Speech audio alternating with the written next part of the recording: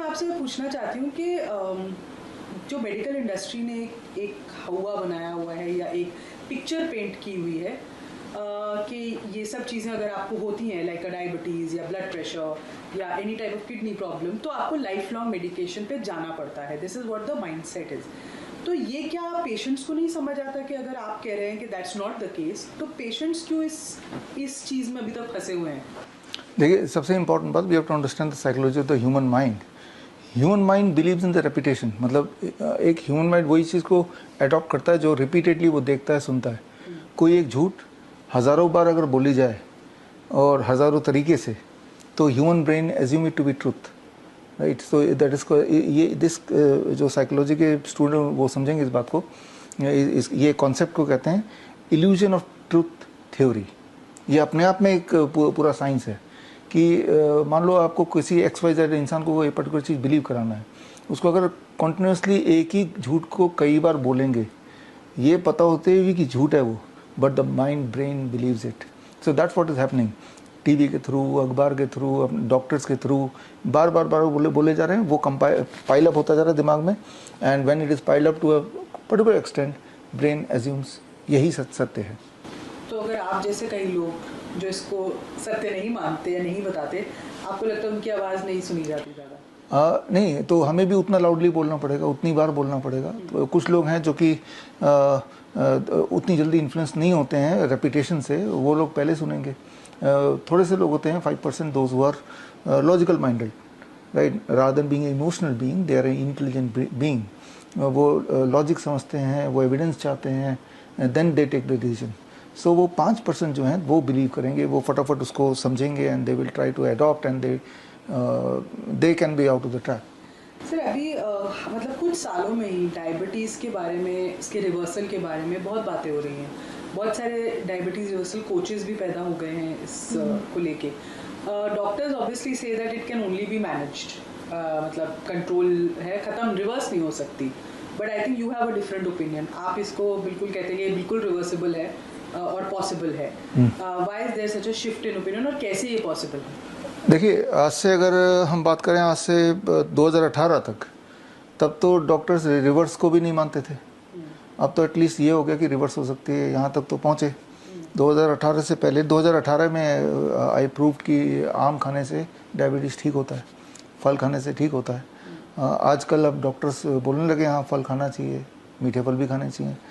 और अब डॉक्टर्स बोलने लगे दूध नहीं पीना चाहिए अगर डायबिटीज़ को कंट्रोल में रखना है या ठीक करना है. तो धीरे धीरे धीरे धीरे they have to come to the truth. आना ही पड़ेगा. जब बहुत सारे लोग हैं जो दवाई फ्री हो गए, तो क्या बोलेंगे वो? तब अपने मुंह छुपाने के लिए सिर्फ ये बोल देंगे ये तो टेम्प्रेरी है, ये तो हनीमून पीरियड है, कुछ ना कुछ ऐसा बोलेंगे. बिकॉज उनको भी उन्हीं पेशेंट को जवाब देना है जिन पेशेंट को उन्होंने हज़ारों दवाइयाँ खिलाई और लाखों रुपए की दवाई खिलाई, सालों साल से खिलाया. तो they are also answerable to them. तो एक बीच का रास्ता अपना लो कि भाई हाँ पर ठीक नहीं हो सकता, जबकि ये तो ठीक हो सकता है. ठीक होने का मतलब what is the difference between reversal and cure? Reversal means कि आपने दवाई फ्री हो गए, still the blood sugar is normal, लेकिन आप एक स्ट्रिक्ट डाइट, एक रिजीम में हो. जैसे उस रिजीम से बाहर गए तो आपका ब्लड शुगर दोबारा से हाई हो जाएगा. That is called reversal. Cure मतलब कि अब आपका बॉडी एक ऐसे स्टेट में आ गया, आप कुछ मर्जी खाओ, जो मर्जी करो, लेकिन आपका ब्लड शुगर तब भी एक रेंज के अंदर ही रहेगा. That is called cure. So ये समझना होगा, बड़ी सिंपल साइंस है. हर 4 महीने में और blood becomes new, all together new. आज जो 4 महीने बाद मिलेंगे तो आपके बॉडी का और मेरे बॉडी का ब्लड का एक भी कतरा नहीं रहेगा, सब कुछ नया है.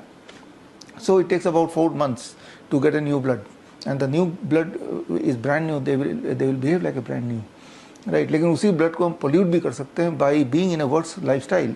तो दोबारा से वो डायबिटीज़ आ जाएगा.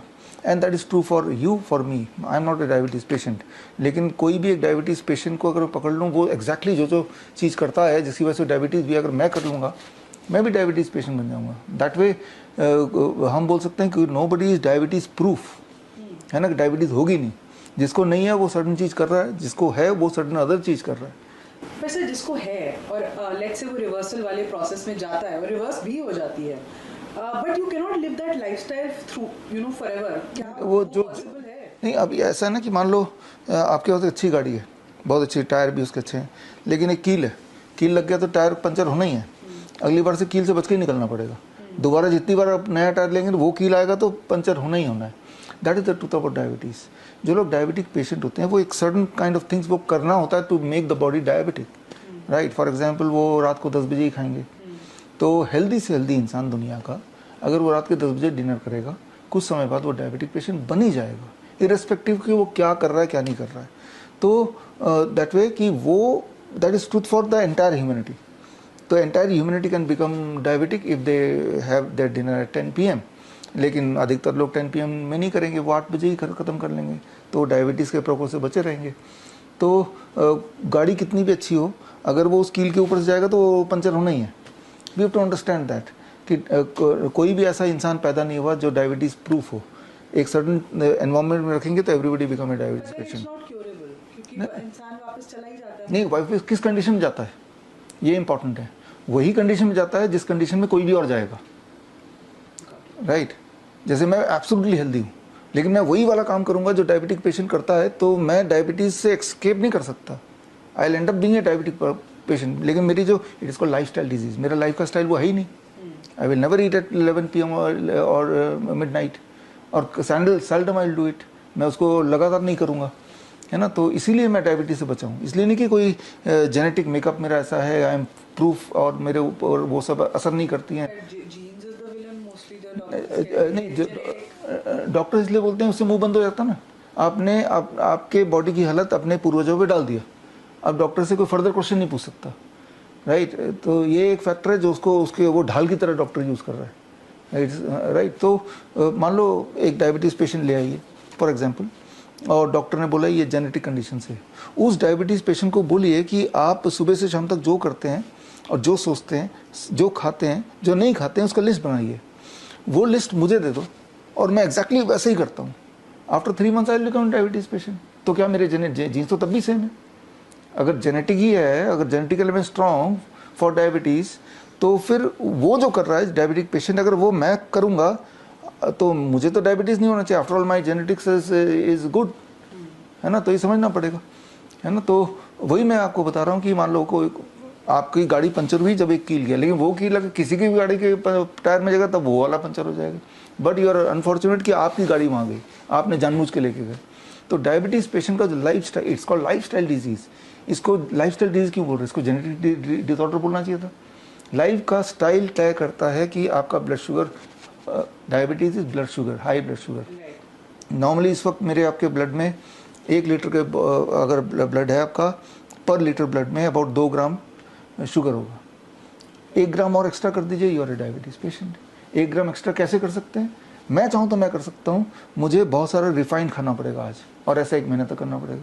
तो मेरा 2 ग्राम पर लीटर की जगह वो 3 ग्राम पर लीटर रहेगा। तो I become a diabetic patient. और जो डायबिटिक पेशेंट है वो ऑलरेडी ये कर ही रहा है, राइट। वो पूरे दिन रिफाइंड खा रहा है, रात को भी रिफाइंड खा रहा है, और वो एक्युमुलेट होता जा रहा है। That is diabetes. तो सर, जब कुछ डायबिटिक पेशेंट्स को डॉक्टर्स इंसुलिन देते हैं, तो why is insulin such a villain?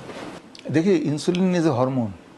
हमारे बॉडी में से 53 काइंड ऑफ हार्मोन है, और बॉडी को पता है कौन सा हार्मोन कब प्रोड्यूस करना है। रात को सोने से पहले मेलेटोनिन प्रोड्यूस करना है, सुबह उठने से पहले कॉर्टिसोल प्रोड्यूस करना है ना। तो ये एक बैलेंस है, एक टाइम लाइन है बॉडी का कि इसको जगाना है तो ये हार्मोन प्रोड्यूस कर दूँ, सुलाना है तो ये हार्मोन प्रोड्यूस कर दूँ, ठीक है ना। जिससे हमारा दिनचर्या चलता है, जिसे हम बोलते हैं circadian clock of the body. तो बॉडी में 53 तरह के हार्मोन है। बॉडी ने सबको एक दूसरे को कनेक्टेड है। उनमें से एक इंसुलिन को बाहर से दिया जा रहा है, तो बॉडी को नहीं पता कितना आ रहा है बाहर से, पूरा झटका लग गया बॉडी पे। Insulin is a growth hormone. Growth hormone causes tumour, it causes cancer. Cancer का मतलब क्या है? एक ट्यूमर इज ग्रोथ। तो insulin will excess insulin in the body from outside will cause cancer. It causes cancer, it causes kidney failure, it causes all kind of disease. Then why are we giving that? ये question तो पूछना चाहिए उन डॉक्टरों से जो दे रहे हैं। हम तो नहीं दे रहे, हमारे 20 हॉस्पिटल हैं। पर कोई तो रीजन होगा ना sir, they can't play with ऐसे लोगों की जिंदगी से तो नहीं खेल सकते। नहीं, खेल सकते हैं, खेल सकते हैं, प्रॉफिट के लिए खेल सकते हैं, खेल ही रहे हैं, प्रॉफिट के लिए खेल रहे हैं। जो जिनको इंसुलिन दे रहे हैं, जो लोग मुझे सुन रहे हैं इस वक्त, आप अगर इंसुलिन लगा रहे हैं, जो मैं अगले 1 मिनट तक बोलने जा रहा हूँ वो कीजिए। 12 बजे तक सिर्फ फल खाइए, पेट भर के, मीठे फल, खट्टे फल, जो मर्जी।